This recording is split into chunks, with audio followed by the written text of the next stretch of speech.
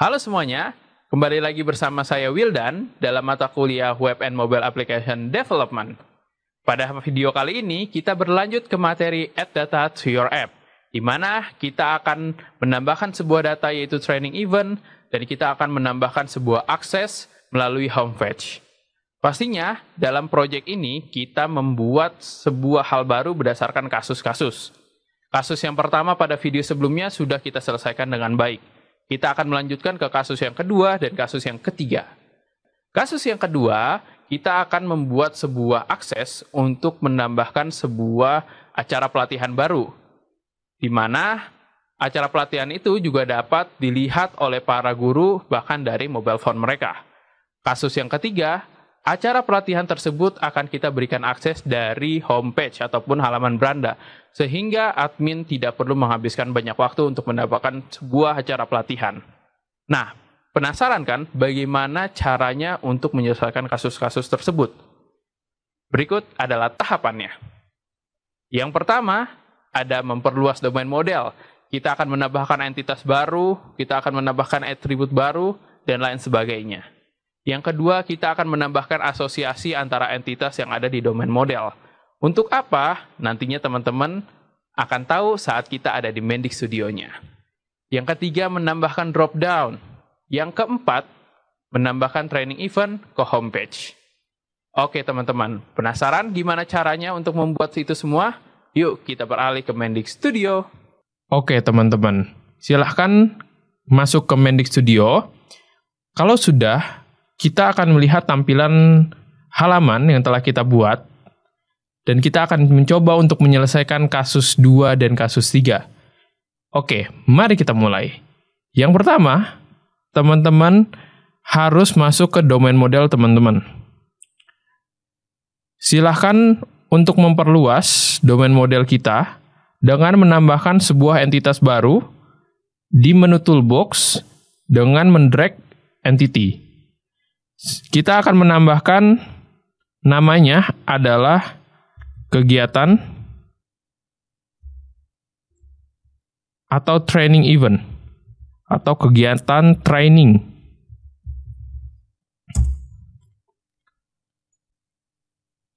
Setelah itu kita akan menambahkan sebuah atribut yaitu start date atau tanggal mulai dengan tipe data date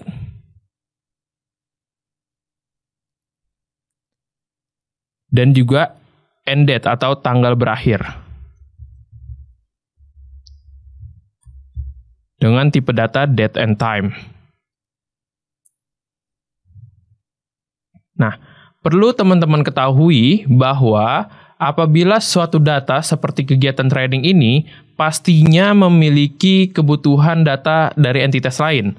Contoh, kegiatan training pasti memiliki satu mata pelajaran, memiliki satu guru, memiliki satu lokasi, dan juga memiliki banyak trainee ataupun banyak murid. Maka dari itu, untuk menyimpan suatu hubungan tersebut, kita membutuhkan asosiasi di antara entitas yang ada di dalam domain model kita. Caranya gimana? Silahkan hover entitas course dan tarik button hitam ke arah training event. Dia akan secara default mengarahkan many dari training event ke course dan one dari course ke training event. Tentunya adalah hubungan ini salah karena hubungan yang benar adalah saat kita swap. Yaitu, satu course bisa dipakai oleh banyak training event, tapi satu training event hanya bisa memakai satu course ataupun satu mata pelajaran. Jadi silahkan kalau belum sesuai asosiasinya, silahkan di swap. Kita tinggal tarik kembali dari training event ke location, dia akan langsung mendefault suatu hubungan yang sesuai, yang benar. Silahkan lakukan kembali untuk asosiasi training event dan juga teacher.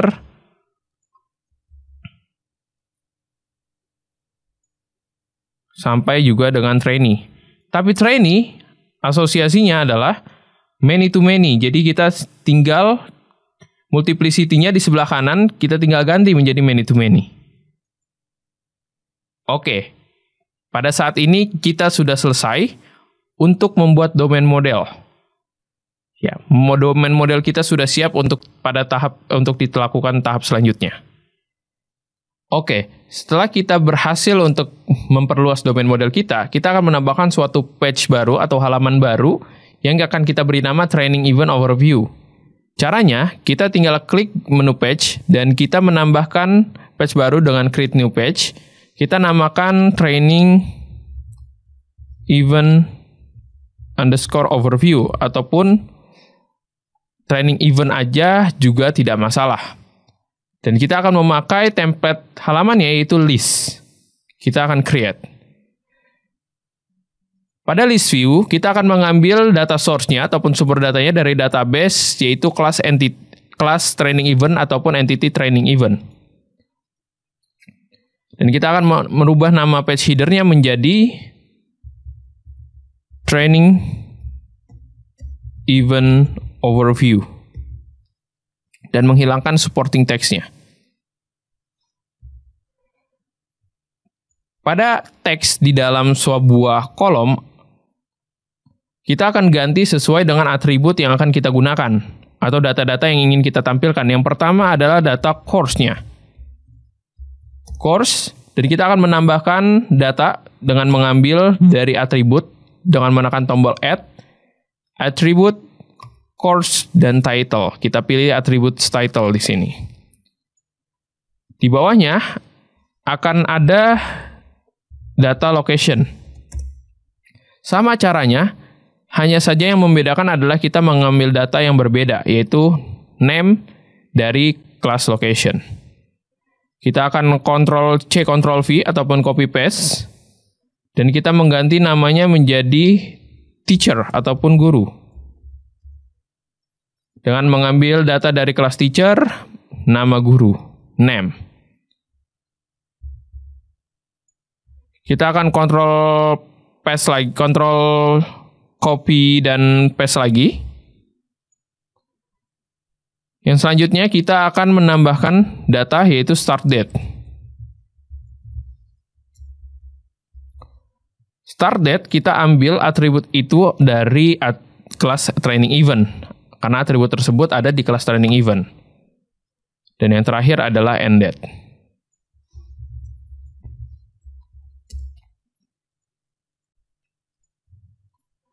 Setelah data-data ataupun sumber data yang sudah kita masukkan sesuai apa yang kita inginkan, kita akan menambahkan sebuah add function di sini.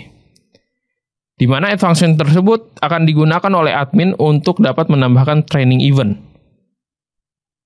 Kita akan tambahkan kolom, dan kita akan jadikan kolom itu auto fit,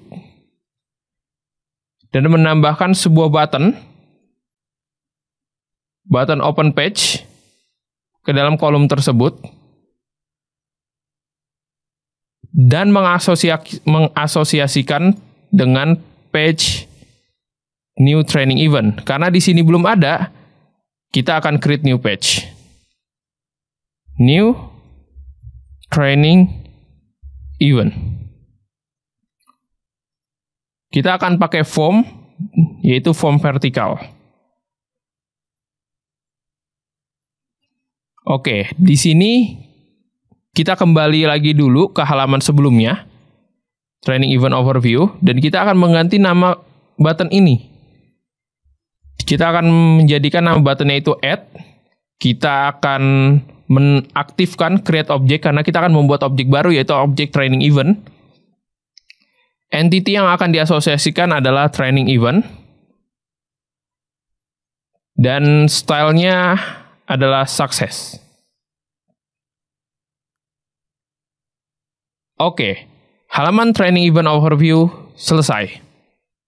Oke, selanjutnya kita beralih ke halaman new training event. Kita akan atur semuanya agar nantinya data-datanya bisa diisi. Yang pertama, kita akan hilangkan name, phone number, email, birthday, dan bio. Mungkin kita akan sisakan satu, yaitu birthday. Nah, selanjutnya kita ke toolbox. Course, karena course adalah suatu data yang tinggal kita tarik, kita pilih datanya, karena kita sudah membuat pelajaran pada sesi sebelumnya. Kita akan menggunakan drop down untuk sebagai input elemennya. Begitupun juga lokasi dan teacher. Start date and date kita akan menggunakan date picker. Ya, kita bisa hapus birthday dan kita tambahkan date picker.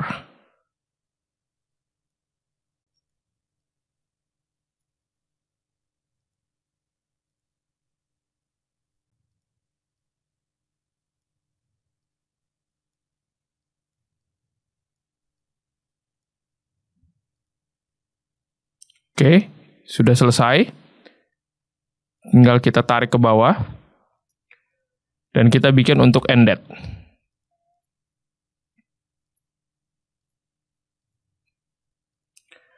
Di non-data source, kita akan tembak entity-nya adalah training event. Agar nantinya, data yang kita save akan tersimpan di dalam entitas training event. Pada label, kita akan gunakan atribut, yaitu course title. Pada drop down, kita akan gunakan atribut, yaitu name pada location. Untuk yang ketiga, kita akan gunakan name pada teacher. Yang keempat, kita akan gunakan start date. Yang kelima, kita akan gunakan end date. Nah, nantinya semua data-data ini akan tersimpan di halaman training sesuai dengan yang kita inginkan. Sampai sini pembuatan new training event dan juga training overview sudah selesai. Tapi untuk kasus yang ketiga, admin ingin dapat menambahkan new training event dari halaman home agar efisiensi waktu bisa diterapkan. Maka kita akan menyelesaikan kasus tersebut dengan cara kita masuk ke halaman home. Kita akan menambahkan 2 button. Ctrl C, Ctrl V, copy paste. Yang pertama adalah training event overview. Kita akan ganti namanya.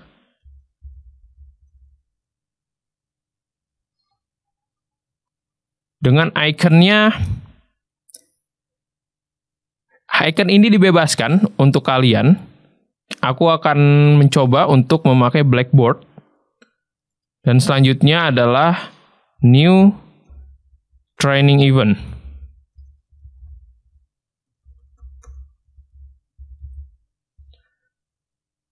Dengan icon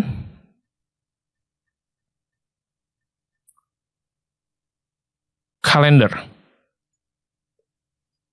Karena new training event akan membuat suatu objek baru, maka kita akan mengaktifkan objek tersebut dengan mengkoneksikan dengan training event entity. Dan di sini stylenya akan saya ganti menjadi success, supaya ada perbedaan. Nantinya admin tidak bingung mana halaman overview, mana button untuk membuat entitas baru. Saat kita sudah berhasil melakukan ini semua, maka kasus 2 dan kasus 3 telah selesai untuk dilakukan. Oke teman-teman, jadi pastikan bahwa button pertama yaitu training event, page-nya akan berganti ke halaman training event overview, dan button kedua yaitu new training event, pastikan telah mengaktifkan create object, entitasnya training event, dan page-nya new training event. Setelah itu kita akan preview.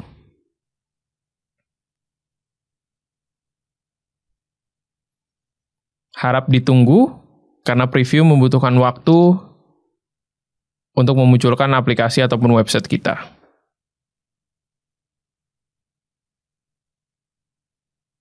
Oke, kita akan coba.